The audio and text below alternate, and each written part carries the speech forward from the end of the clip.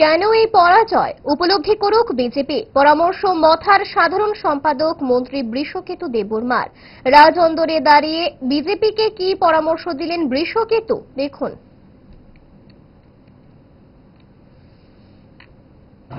ভেবেছিলাম 26টা পাবো, কিন্তু তাদের মতো 28টা পাবো বলে আজকে 4টা পেয়েছে।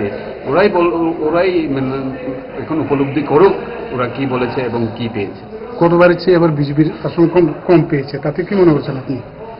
এটা তো আপনারা সবাই জানেন, আপনারা মিডিয়া বন্ধুগণ আপনারা সবাই জানেন। তারা যে জুমলা জনগণের জন্য কিচ্ছু করে না, তারা যে জুমলা আমাদের বেকারদের জন্য কিচ্ছু ওরা ভাবে না।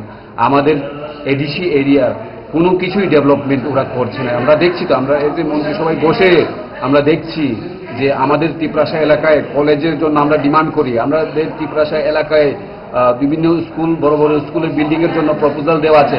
সবগুলি তিপ্রাসা এরিয়ার যতগুলি বড় বড় প্রজেক্ট সবগুলি লাল মার্কা দিয়ে ফাইলগুলিকে সাইড করে দেওয়া হয়, আমরা সব জানি।